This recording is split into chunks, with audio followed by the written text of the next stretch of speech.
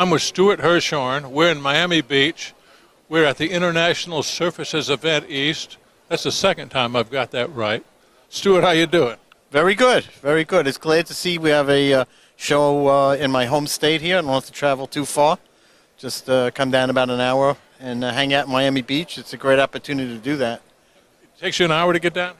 Yeah, we're about an hour north in the Boca del Rey area, so it's about an hour. You've been on vacation. Have you even been home? No, we came straight from a cruise. So this is like continuing our vacation. But I'll tell you, it's a lot of fun down here in South Beach. You got a tan that was out laying on the deck and laying on the beaches and all these exotic places where you've been? Yeah, it was fun. We went down to Panama Canal, and that was a fun. We went to Colombia and Costa Rica and Jamaica, and then came to Florida. It was not much of a difference. Another Caribbean island.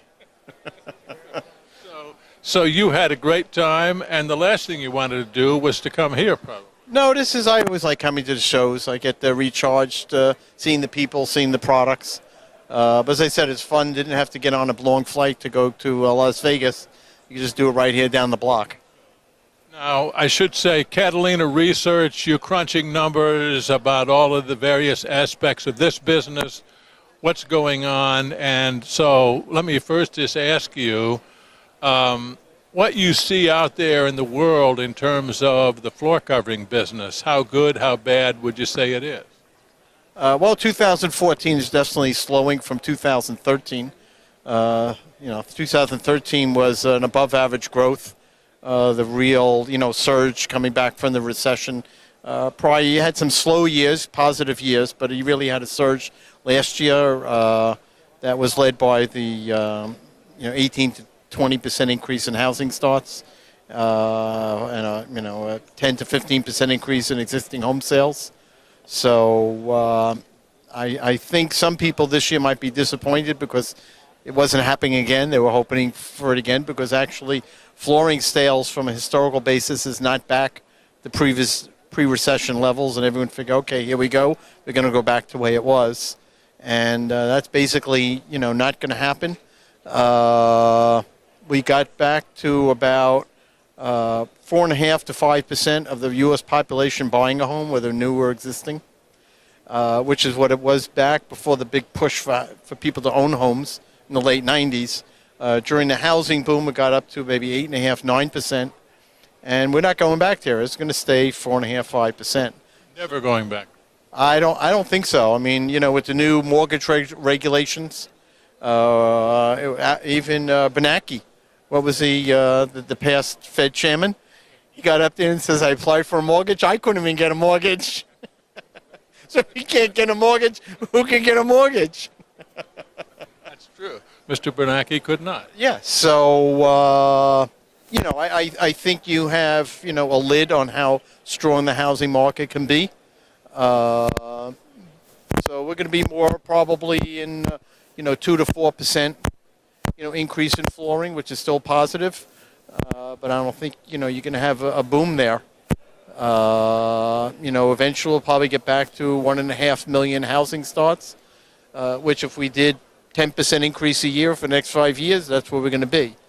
But we're not going back to having 8 or 9% of households purchasing a home. So the homeowner / consumer, talk about them and what's their frame of mind? Obviously still very cautious. Employment is growing, income is growing, but again, below historical levels. I just read an article recently, a good percentage of, a good share of the states haven't reached the pre-recession employment levels. So the recovery is not even across the, some areas will be different than others in the country. So it's not an across-the-board recovery across the country. I think and now you have a decline in existing home sales in 2014. You have a slowdown in new residential, which is normal. Everyone talks, but you have a decline in home sales as the interest rates went up. Also, we're coming with the prices of homes going up, the cycle of investors coming in and being 30, 40% of that's disappearing. So, we're in, a moderation stage in the housing market. I don't think we're going back to recession. I mean, of course, world events could change at any moment. But from a purely economic point of view in the United States, it's what I call we're catching our breath. You're not going to have a 20% increase in housing starts every year. You're not going to have 10 to 15% increase in existing home sales. That doesn't exist. You're not going to have 15 to 20% in home prices. So if we get 3 to 6%, which it's slowing down, it's terrible. Well, that's even pretty good. What about the millennial? They tell me they're not buying homes as that age group had in the past. I suppose is that going to change? Well, I don't think in the short run. That generation has a high level of college debt. They're not even buying cars, let alone homes. And they do have, I would say a different lifestyle, but a lifestyle with a generation that's come through hard economic times. It's hard for them to start households and accumulate equity and wealth and income. We always say you look for the next generation to do as good as the past. I mean, this generation got hit hard.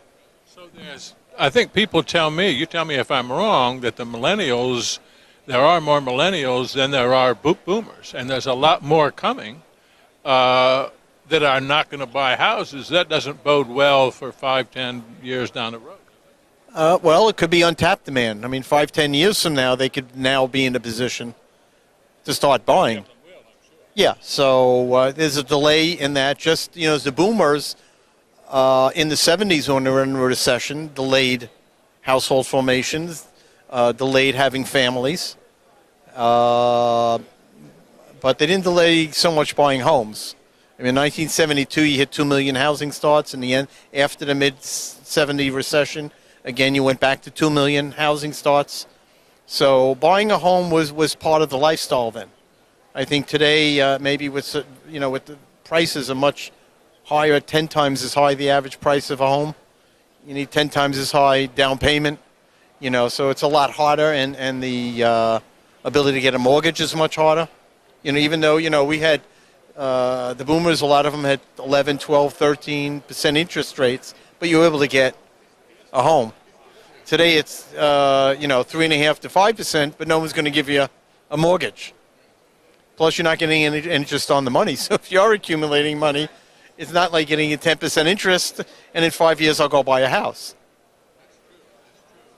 Now, the job market, you said the job market is improving, but a lot of those jobs are burger flippers, part-time jobs, and certainly not the jobs that a lot of these jobless people have been seeking. Talk about that aspect and what you see, how's that going to play out? Well, the wage rates aren't rising. That's the down part of it. I think they may have an increase in average weekly hours, but it's that wage rate that hasn't changed. But I think that could be across not just the average, because there's a lot more burger flippers. I think even in manufacturing, which has moved south, away from the unionized northeast, north central areas. You could be starting at $11, $12 an hour, which you may be glad to have a job, but it's not the old GM job, $75,000 a year, 6 weeks vacation, pension, healthcare situation. They would say and it's been the lower wage rate workers that have been hurt by the rising cost of healthcare. Not only they can't afford it, so if they have to pay, it's hard to pay for it. But the companies that pay those wages, their medical costs go up. So instead of giving the raise to the worker, that money is being going to health care. So that's part of the lag in wages also, that health care in America, whether you have Obamacare or not, is rising sharply. And if you're working for an employer that's providing it, your wages aren't going to go up. It's being allocated to health care. So that's a problem too.